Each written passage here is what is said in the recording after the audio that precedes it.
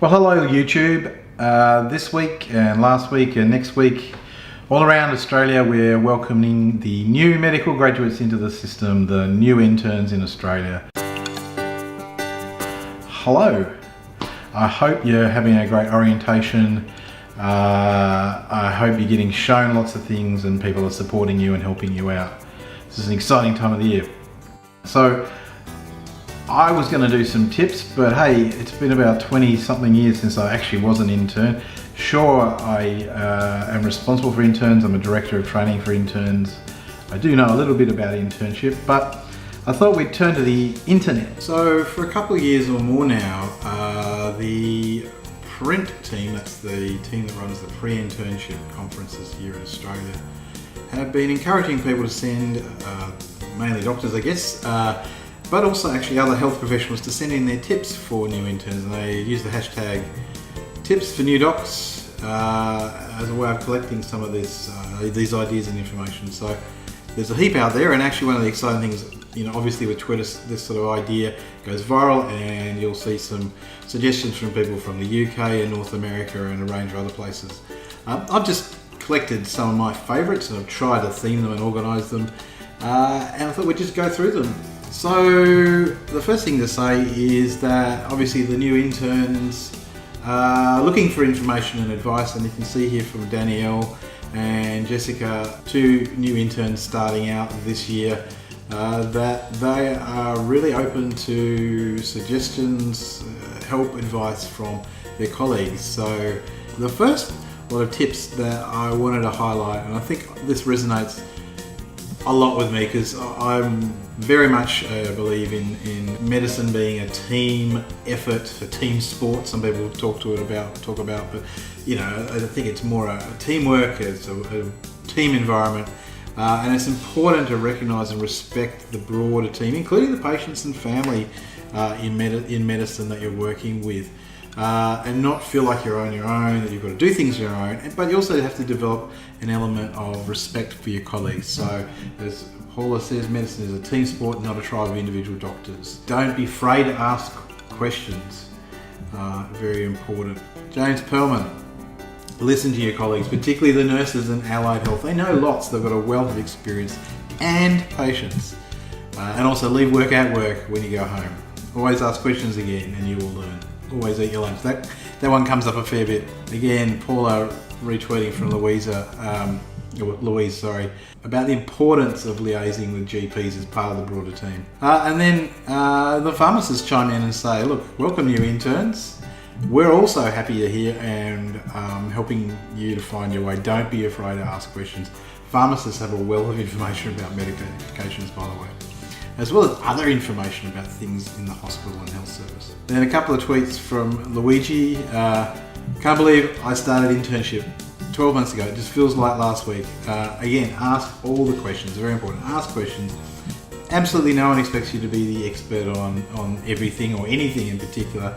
Just be friendly and never ever fib. Following on from that, and we've got a few around this theme around errors and mistakes. You will make some mistakes, we're all human, it's part of the learning experience. You need to work with your colleagues around these issues, debrief with them. Everyone's got a story to share, as Luigi says. It's important to own up to them though. As Puneet says, if you make a mistake, don't hide it. We've likely made that mistake before.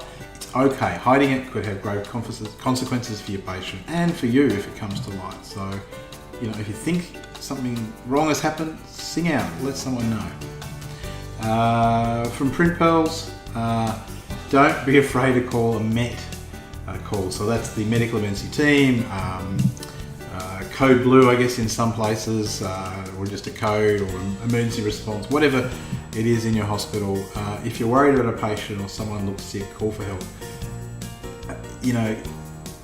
Don't overthink it. If you're worried and you're not sure, make that call. It's better to err on the side of caution in these circumstances. And again, just a kind of a rule of thumb here from someone on the Tips for New Docs, Dr. Jill Tomlinson.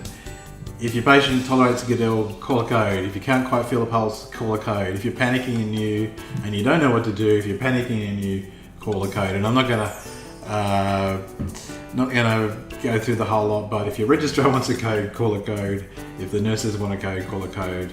And then from Tricia Greenhalgh herself, if in doubt, say, I don't understand, I'd like some help, I'd like you to see the patient, I've got too much to do and I can't prioritise. Again, ask your senior colleagues. They're around to help. We don't know if you need us unless you single out as well. We can't emphasise too much that we want you to tell us if you're concerned. We're here, we want to know. But we can't know that there's something wrong unless you tell us. We're not there beside you absolutely every moment of the day, so we do need you to let us know when you're worried. Advice from a patient. This may be a normal day at work for you, and this is a bit of a theme around both respect for the patients that you're going to work with, as well as the rest of the team. So this may be a normal day at work for you, but it's a big day in my life. And the way you behave can really affect that. So remember that the patient is probably scared and they need you to express some confidence in what's going on and develop some trust in you. Be patient with your patients. Absolutely great advice. Again, similar from Tricia Elliott, try this out. This patient is frightened instead of aggressive. The family is understandably concerned instead of difficult or demanding. Try not to fall in that trap of seeing or describing patients in a negative fashion. My two pet hates in this area, by the way, are the patient is non-compliant with medication. That seems to have developed a negative function in medicine. It sort of seems to, particularly in my area of mental health, taken on an understanding that the patient is deliberately deciding to sabotage treatment, and that's just not the case. There's so many reasons why people, including people like ourselves, don't take a particular medication or have concerns about medications. And similarly, the other one is the word deny. Patient denied shortness of breath, the patient denied being suicidal. Again, it's like, is this an interrogation? Are we cross-examining them? The patient indicated that they were not suicidal. The patient was not experiencing shortness of breath. Let's not turn it into a negative sport. Perhaps a potentially controversial one here from Dr. Vinnie Tran. Consider the compassionate detachment mindset. I think I understand where he's getting here.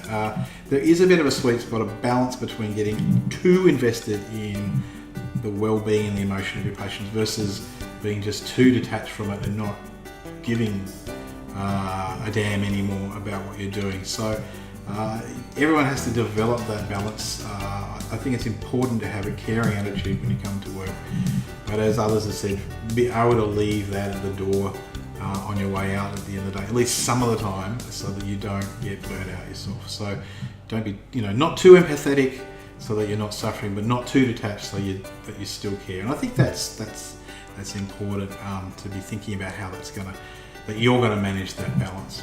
Again, Alistair, similar to what we're talking about, not treating patients as an obstacle. Don't refer to patients by their pathology or the bed that they're in or the bad pneumonia. Here's Mr. X, a human being, is frightened and in pain. Don't say in Latin what can be said in English. Don't confuse patients with medical jargon. Don't confuse me with medical jargon, by the way. There's so much medical language out there that it's even difficult for doctors to sometimes understand what each are talking about. And Chris, please don't ignore the needs of family or other health professionals who might be calling in. It can be a little bit difficult when you're new to a ward, wanting to pick the phone up and then not knowing who to pass the message on to or finding someone. But I really do hate it when I come to wards and the phone is just ringing and everyone's ignoring it, and there's heaps of people walking past, including family, going, well, this ward doesn't really care enough to answer the phone. Amy Della, extended families and or family friends are not medical interpreters. And similarly, kid on parent's lap, approach them slowly, maybe in a rolling chair, examine their arm or their stuffed animal of the parent. Examine the parent's arm or their stuffed animal. Perfect if their shirt has a character on its score, and then allow them to help put instruments back in the coat pocket. So that's kind of a tip for if you're having to deal with kids as an intern. Now, a few funny ones around the theme of coffee and pencils and pens. Never decline a coffee from your seniors. It's free, forms part of team building. Could be your only break that day. All important inter and multidisciplinary collaboration should be discussed over a cup of coffee. Coffee just is part of the culture in hospitals for medical teams. Take spare pens. Pens usually go missing at work, this is true. Nobody knows where or how. Bring some spares or ask your friendly ward clerk. Quick story around that. Some years ago, I was just talking to one of the interns currently working in my hospital and just finding out how things were going, and I asked them, is there anything that wasn't working well enough for them at the moment, and they told me that they had run out of pens and they'd asked for a pen on the ward and they were told that there were no pens and they couldn't order any more pens. Sometimes hospitals and health services get so silly that we put the lockdown on budgets to the point of not even be able to give people the power to order a bit of stationery. And this is one of those situations. So actually what I did was I was in the admin, I went to the cupboard in admin where there were plenty of pens, grabbed a couple of boxes of pens, and walked down to the ward and handed out some pens and said to the ward, if there's ever a problem with pens, please let me know, we'll get you some more. Dr. Mummy, don't steal the nurse's pen. Don't take a pen you care about to work. Your consultant will borrow it and you'll never get it back. Find out where the secret pen stash is. I think there's people in this world who keep losing pens and people in this world that seem to keep finding them, and I tend to be in the former. Declined cookie at meeting and went back 15 minutes later and they were all gone. Offered salad. Was like, no that. Never decline a cookie. This is an important lesson, not a metaphor. I like this one from Pixie. So she's got like a shoe holder that hangs in her closet, and on laundry day she just puts 7 pairs of scrubs, I guess, with a t-shirt and compression socks into each of them, and that's her trick for you. I guess that works if you are working in an area where scrubs is okay. A couple of coaching ones here. Well done, new interns. You're doing great already, from Anastasia. Jessica thinks you will be all right. Nikki Stamp, good luck to all the new interns starting this week. So we are cheering you guys on. We're there for you. You'll do a great job. We'll make sure we look after you. Now, some people have chimed in also with some career advice, maybe a little bit early. Perhaps let's just give people a little bit of a break to get started, but I see where you're coming at. Michael Page, follow your dreams, keep an open mind, give serious thought to a realistic and acceptable specialty backup plan. And this is true, I think. I was talking in my medical career workshops about not just limiting yourself to plan A, have a backup in case you don't get into the program that you've really got your heart set on. So I think that's good advice. Amy, picked up a few of hers. I think this is important. There are unusual cases to get you excited, but think about the bread and butter cases. That's going to be what you spend the majority of your career in, that's true. So when picking a specialty, think about what the common conditions are, and the common sort of things that you'll be dealing with. Good advice. Find a mentor early in your career. I applaud that. Someone who's going to invest time in you and give back. And Gavin, if anyone asks you to do unethical things, don't do it. Alison, just reminding us that a organisation that I was involved in the setting up of and is going gangbusters on the wards. There's some great tips there on their blog site and their podcast. So if you're looking for more tips for new docs, check it out on the wards. Charlotte, suggesting that this is a time to start reflecting on your own feedback process.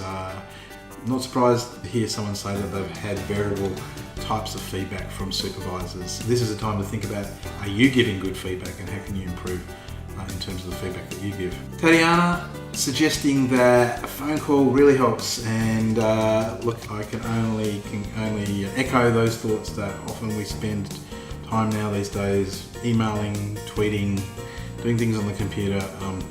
Nothing beats an actual human conversation about the patient. GPs love phone calls about their patients. Comment from critical care nurse, when they teach you compressions to the beat of Staying Alive, please don't sing it. Maybe ask for something else. Look after yourself, don't miss your meals, drink enough, remember self-care. You can always take a break. You can always find a colleague to watch your page for a few minutes while you grab some lunch or whatever. In the beginning, it's about you being willing to work hard and learn. It's not about how you perform. So ask and answer the questions. Philip, things to never ignore. Nurses telling you something isn't right, especially if they're experienced and true. Farmers coming to hospital complaining of something. That feeling in your gut that tells you something isn't quite right. And breathlessness. Sam, there'll be times when you run out of doctor things you can offer the patient. Always remember to be human as well. Some empathy, kindness and compassion. Doc around the clock. Tips for a successful emergency medicine rotation. Treat every chief complaining patient with respect. Arrive 5 minutes early for your day shift. Your overnight colleagues will love you for the handover.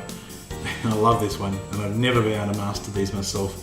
No matter how smart, confident and helpful you are, don't ever touch a patient's IV pump. It's true, but I don't know. I always rely on the nursing staff for that one. I have no idea how they work. And finally, Chris.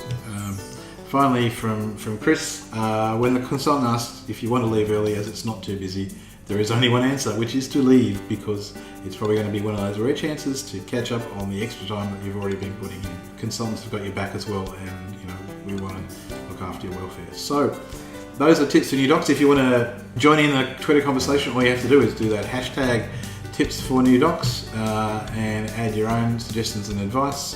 What about you experienced docs? What tips do you have for new docs? What about you new interns that are coming in? What have you learned so far? Is there something that you wish that you'd been told beforehand? Maybe that's a tip for new docs. Again, congratulations on making it this far. We're excited to have you here. We're here to help, and we will see you on the wards, and I will see you in the next video.